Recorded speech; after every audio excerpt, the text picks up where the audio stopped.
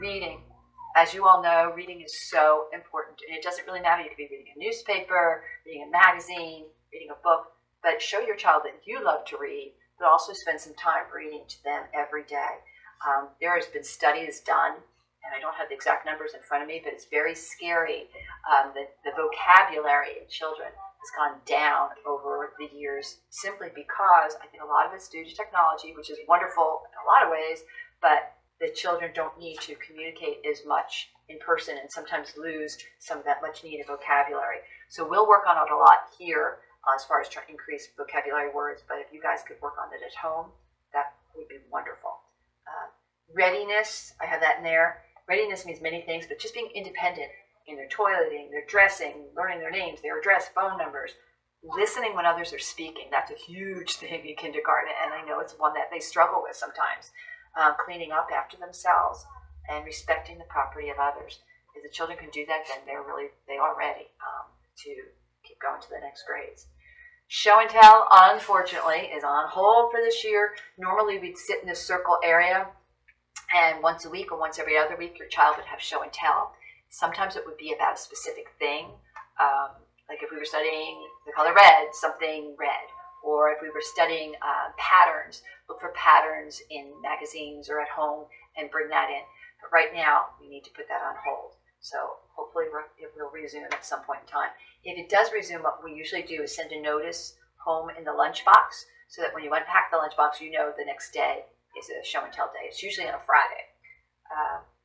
Snack, your child, we have snack here. The big choices are goldfish and pretzels.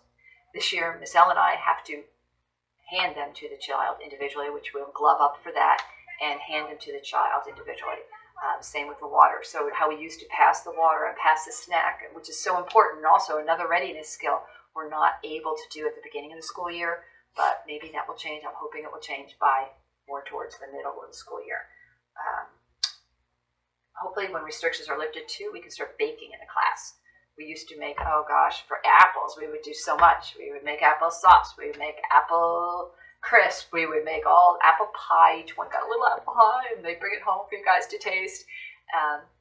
Right now, we cannot do that. So we will maybe you guys can do some of that at home and do some of that enriching things at home with them. Speech, I have on here. Your child, now that they're in kindergarten, and if they're 5 years old, they could be eligible for speech services through the Monmouth Ocean Educational Service Commission. They will come in if you and I talk and we deem that the child has a speech problem. We can fill out forms and then send those forms into MOESC, and then they will set up dates where they'll have someone come and evaluate your child to see if they can offer them some speech services if they're eligible. So that usually takes a while, and they usually don't want us to send it in right at the beginning of the year, unfortunately, because usually you can tell right at the beginning of the year if there's some problem. They want us to wait at least till October, I think, to submit forms because they think we need to get to know the students. But we're such a small group of children, I think we'll know right away. Toileting, we do have an assigned time to bring the whole class down to the bathrooms. However, if there's an emergency, Miss Elle or I will bring the child down to use the restroom. But you guys could help us with that just by making sure before you leave your home, maybe to have your child use the bathroom so that maybe we're not sitting in the middle of circle time and so many of them have to go to the bathroom. That really takes away a lot from our learning time. So if you could help us with that, that would be wonderful.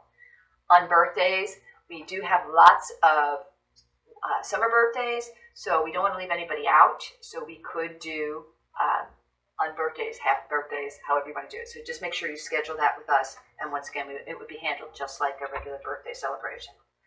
Volunteers, we usually ask for volunteers for all sorts of things. Miss Elle was shared with me. She has family that are police people and firefighters, and it'd be so wonderful to have people to come in and talk to the children. Unfortunately, right now that's on hold. But if there is some talent or something that you could help volunteer with, hopefully we can get you in here in the end of the school year or in the middle of the school year. And then there would be sign-ups for those things, as well as if we do field trips, there would be sign-ups for those as well. And I think what we did last year, I'm very old-fashioned. I used to have to sign up outside the classroom, but I realized that wasn't fair to parents who maybe didn't get to see the sign-up sheet. So we would send maybe a sign-up genius home, so online, so you guys could sign up that way as well. So let's see, I'm almost there, guys. Weekly readers. Weekly readers, your child may have gotten one if they were in the pre-K class or the 4-year-old class last year. We do send home weekly readers, and they just augment our study of science, social studies, and so much more. So on the back page of the weekly readers is often a sheet for the child to do, like a little homework sheet. And some of the children love to do homework. We don't necessarily assign homework, but if they feel like they want to do that, especially if they have an older brother or sister, they might want to do that sheet and then bring it back in, and then Miss L or I will put a star on it and acknowledge that they've done some work there and then send it back home again. So that's the weekly reader. Exercise, we make sure we get it here at school, and we try to break up the day with various exercise activities. We are going to have lots of fun. We are going to learn. Despite COVID, we're going to do it. We're going to get through all this. And just for yourself and for your children and for the teachers, we need to make sure we get plenty of Z's, lots of sleep, so we can keep up with the stress of COVID, back to normal, sorta, kinda activities in school. So that's the ABCs of the classroom, and we will discuss any questions you have about that when we do the live session tomorrow, Tuesday night. But let me just briefly go through our schedule a little bit and just explain what we do. I know Ms. L is getting tired holding this, I'm sure. But I want to show you what we do. Right now where we're sitting is our basic circle area, and the children will be spread out about 3 feet apart. So some of them are going to be back further, so it may not resemble a circle. It's going to just be a space. But hopefully we'll try to put them where they can see me, because we will read and do different activities up here. We generally have a get up, we do the Pledge of Allegiance. We have a child be the leader of the day, and then they will come up and help do the calendar, the weather, discuss about what yesterday was, today is tomorrow. And then we also use this little, I don't know how many of you ever heard of chicken soup with rice, but it teaches the children the months of the year. So we do a little song for each month, and they get to know it by the end of the month. And I have the September one up here. Looks like Reagan will be our first leader. We have the season up there. And then I generally try to put the schedule up for the day. A lot of children need visual cues as to what comes next.